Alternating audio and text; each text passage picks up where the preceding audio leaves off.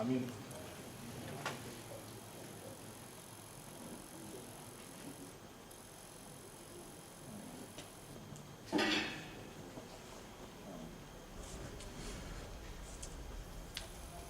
Amen.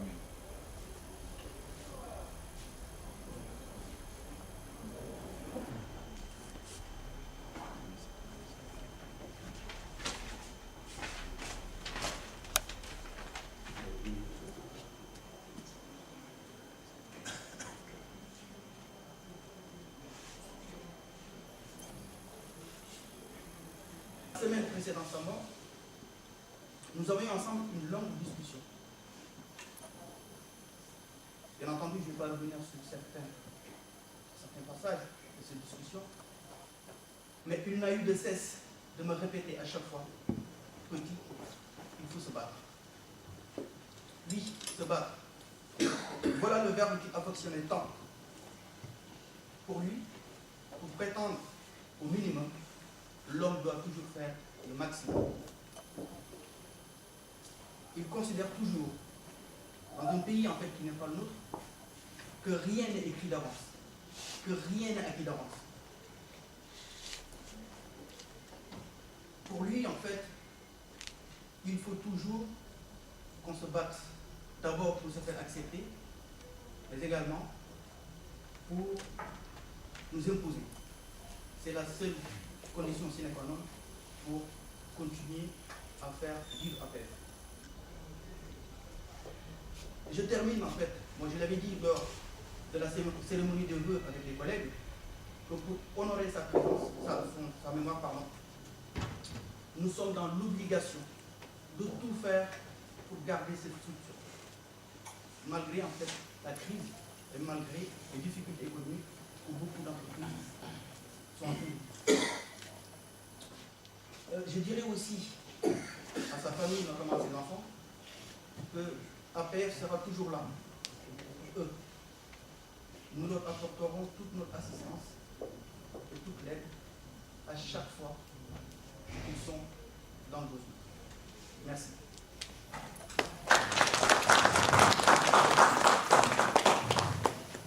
J'ai eu l'honneur de connaître Yaya en 1976. Quand je suis arrivé à Paris, j'avais 22 ans. Nous nous sommes rencontrés au hasard d'une manifestation qui était organisée par l'Union des travailleurs sénégalais en France, le GTSF, dont un des membres fondateurs et co-animateur est là présent dans la salle d'IBC. Et de cette rencontre, lors d'une conférence organisée donc le GTSF sur la problématique migratoire, un lien a été né entre Yaya Kane et moi-même, et qui n'a cessé de se construire et qui ne s'est jamais dissipé jusqu'au dernier jour où effectivement Dieu l'a rappelé à lui.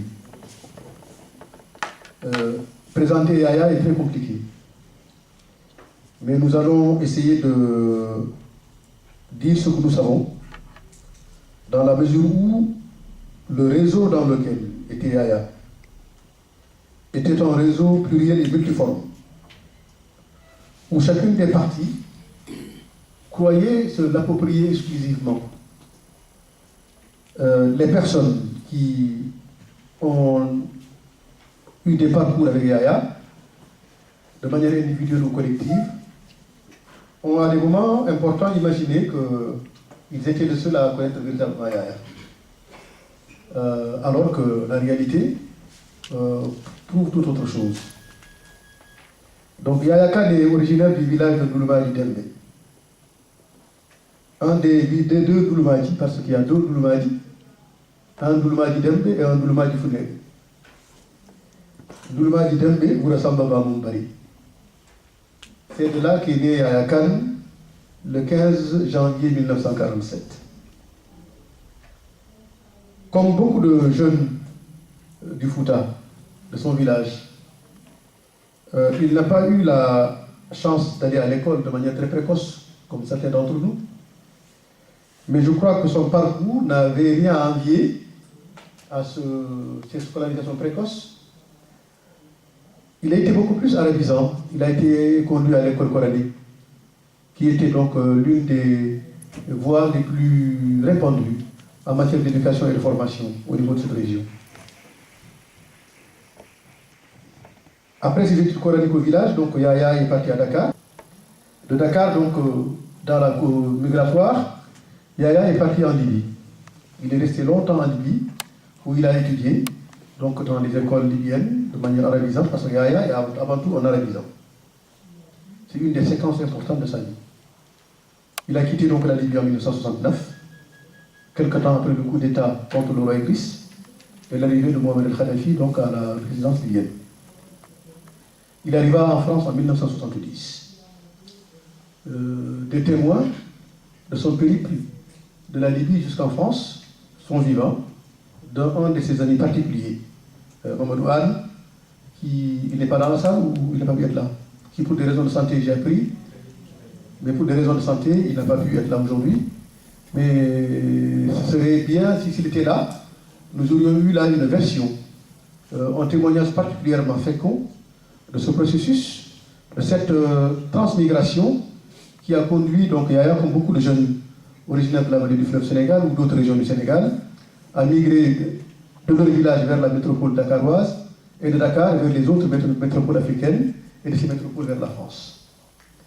Quand il est arrivé, Yahya ne s'est pas limité seulement à la vocation dans la mesure où, poursuivant donc son processus de formation en langue française, il a entamé donc une formation ici en France, en allant se former dans des centres de réalisation qui peut accroître ses capacités et ses compétences. La particularité, c'est qu'il a allié le travail ouvrier et la formation, jusqu'à devenir un universitaire de très haut niveau, de très très haut niveau, un spécialiste des sciences de l'éducation et de la formation, qui effectivement a créé les bases fondamentales qui a abouti à la création de ce centre qu'il a mis à la disposition donc, des populations précaires. Donc parler de cet homme à travers les différentes péripéties de sa vie est un peu compliqué. Et je vais essayer de dire ce que je sais. Ce que je sais à travers son histoire personnelle inclusive et exclusive, à travers son histoire personnelle partagée avec d'autres, ses parcours, ses engagements, tout simplement l'impact de sa vie dans le mouvement social associatif migrant sénégalais et africain et le mouvement citoyen et politique. Parce qu'il y avait les deux versants de l'engagement de Yahya. Yahya est compliqué à connaître, car sa vie est très séquencée. Et le cloisonnement entre les séquences de sa vie, les unes par rapport aux autres, est très important. Chacun d'entre nous et nombreux parmi nous qui ont eu à cheminer avec Yahya peuvent témoigner de ces séquences exclusives et personnelles et partagées avec lui, de telle sorte qu'elles semblent propres à chacun d'entre nous. C'est pour cela que je parlerai de ce que je sais, de ce que j'ai partagé avec lui à travers les différentes formes d'engagement qui ont caractérisé nos relations particulières.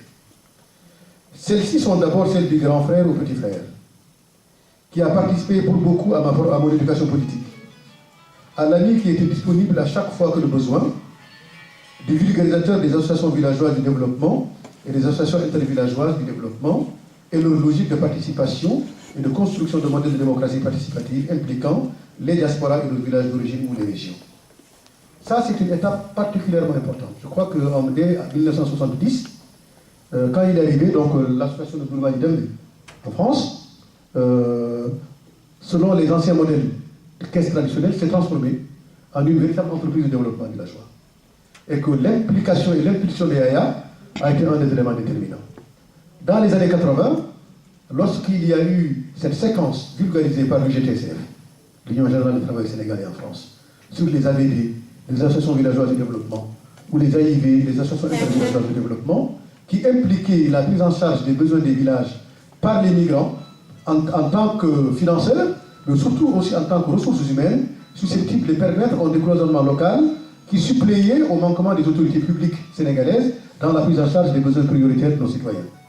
Donc Yahya, comprenant cela, a été l'un des théoriciens sur la pertinence et l'utilité donc des associations villageoises de développement, comment transformer ces associations villageoises en caisse traditionnelle de solidarité, en véritables outils de développement local, de construction de transversalité, mais aussi d'animation de la démocratie participative, autant dans la diaspora que dans nos villages respectifs.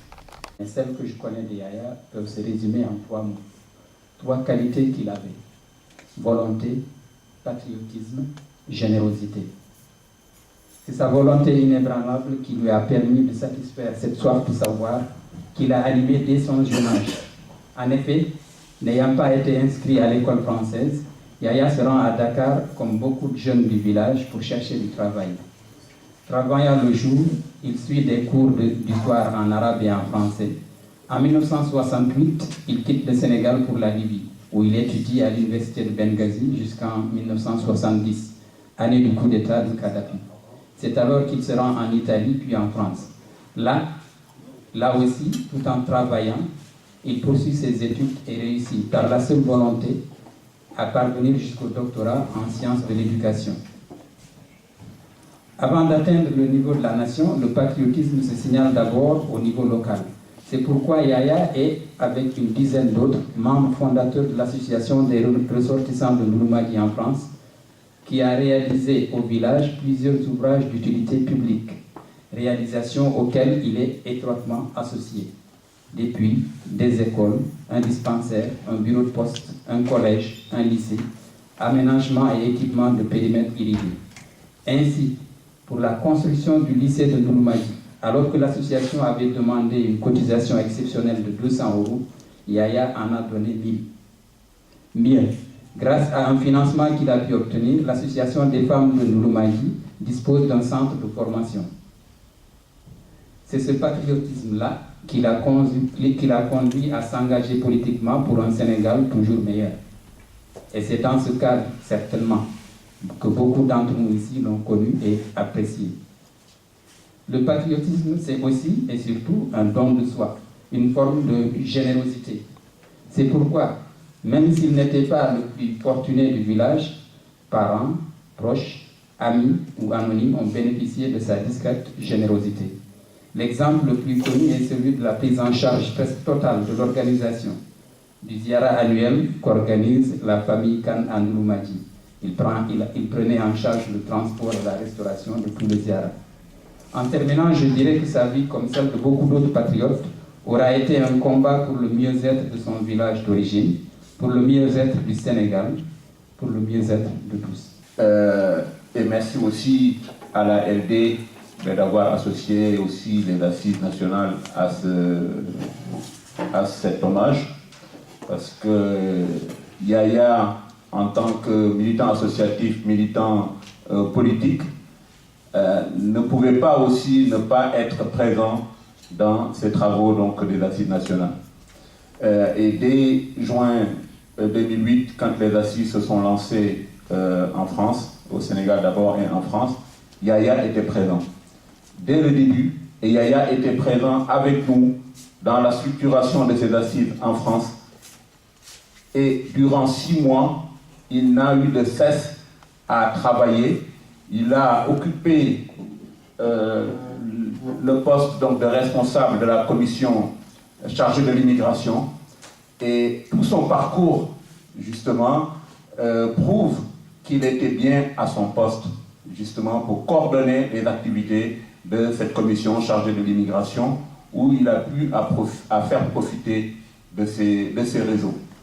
Donc Yaya était bien présent, et je pense que les témoignages aussi de certains qui l'ont côtoyé dans la salle, dans cette commission, pourront aussi étayer en tout cas l'apport qu'il a pu faire dans cette commission. C'était d'abord un homme de dialogue, mon point de vue. Quelqu'un qui aimait toujours dialoguer, écouter l'autre et justement partager son savoir. Il était quelqu'un de dévoué aux autres. Yaya ne parlait quasiment jamais de lui. Il parlait toujours donc des choses, des causes donc du Sénégal et de ce qui importait de faire pour sortir le pays de la situation dans laquelle il se trouve. C'était un homme courtois. Yaya, moi, je l'ai connu plus tard que beaucoup certainement, mais j'ai trouvé quelqu'un qui était très courtois, quelqu'un qui vraiment mettait en avant la politesse dans ses rapports avec les autres. Mais on sentait aussi en lui une détermination. Quelqu'un qui était déterminé, qui voulait que les choses avancent, qui voulait que le Sénégal change, qui voulait qu'on travaille ensemble pour changer ce pays-là. Et il a vu justement dans ces assises nationales qu'il y avait l'opportunité de mener ce travail, de mener cette réflexion, d'apporter donc en tout cas des solutions, d'imaginer des solutions capables de changer donc ce pays, capables de changer donc au moins au niveau des institutions, transformer ce pays et aussi faire en sorte que au niveau donc des valeurs, que les valeurs donc sénégalaises soient restaurées donc dans ce pays-là. Et je pense qu'aujourd'hui, avec la situation actuelle du Sénégal et les échéances futures, je pense que là où il est aujourd'hui, Yaya vraiment pense au Sénégal et aux perspectives qui s'ouvrent donc à ce Sénégal-là. Malgré les difficultés, moi je suis convaincu que les choses changeront au Sénégal et les bases de ce changement ont été débattues et discutées dans ces assises nationales. Je l'ai connu en 1982 grâce au parti, le PIT, parce qu'on nous a mis, en tout cas, on nous a mis dans une section qui s'appelait Lénine. Je vois d'ailleurs Samba Sylla, qui est le fondateur de cette section, qui est dans la salle, et avec Yaya, nous avions la charge de réunir les immigrés qui sont au niveau de ces foyers-là, de les former, de les éduquer et de mener un combat d'alphabétisation. Donc à ce niveau, Yaya a été un exemple. Un exemple, un homme attachant, qui sait ce qu'il fait, et il est d'une très grande générosité et d'une très grande fidélité.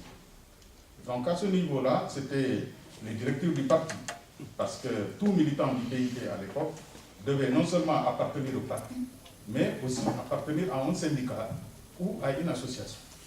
C'était une obligation. C'était la formation qu'on recevait du PIT à l'époque. Donc, il a démontré effectivement qu'il pouvait faire énormément de choses et il a fait aussi beaucoup de choses. On a créé le parti. Le parti a eu beaucoup de mutations, hein, parce qu'il y a eu beaucoup de changements au niveau du parti, au niveau national. Et à l'époque, le PIT était la seule formation, en tout cas majoritaire, au niveau de l'opposition ici en France, que ce soit dans le mouvement estudiantin ou dans le mouvement ouvrier. C'est notre camarade qui est décédé en France. Donc nous avons quand même le devoir d'organiser cette journée-là pour sa mémoire, pour faire connaître son parcours. Et voilà, c'est normal. Il est normal qu'on rende hommage à notre camarade qui a beaucoup milité dans ce pays-là, dans tous les sens du terme, que ce soit association, parti politique et autres. Et qu'avez-vous retenu de ces nombreux témoignages? Bon, au niveau de la LD, on n'a pratiquement rien fait. C'est la personne même qui a fait ce qu'il a fait. Les gens ont dit ce qu'ils ont côtoyé, qu'ils ont connu, qu'ils ont rencontré, les actions qu'il a menées de son vivant. C'est ça que nous voulons faire sortir. Si vous avez bien regardé la salle, nous, on se mettait en retrait pour donner la possibilité aux gens de parler, non pas que la LD parle. C'est notre vision de la chose. Il faut toujours privilégier, ne pas faire des histoires partisanes. C'est pourquoi on a choisi des gens qui l'ont côtoyé, qui le connaissent bien. Et son parcours, c'est depuis 2006 qu'il est venu à la LD. Donc nous pouvons dire que la LD, nous le connaissons, mais on maîtrise. On a voulu même organiser, co-organiser avec le PIT. C'est eux qui l'ont connu plus que nous. En tout cas, il a fait beaucoup plus de choses au PIT qu'à la LD. Bon, malheureusement, les choses font que les gens n'ont pas le temps et on n'a pas pu co-organiser ça. De toute façon, on a compris à travers ces témoignages que c'était un homme généreux, que c'était quelqu'un qui était très humble aussi. Ce sont des valeurs qu'il faudra peut-être cultiver maintenant, non? Tout à fait. Moi, j'ai envie de proposer aux gens de rentrer l'histoire d'une autre manière, quoi. Commencer à faire ce qu'on appelle biographie. Ce n'est que les biographies des personnes que les autres rencontreront, ce que l'homme a fait. Et ça, nous les Africains, on ne le fait pas assez, quoi. Surtout dans l'immigration.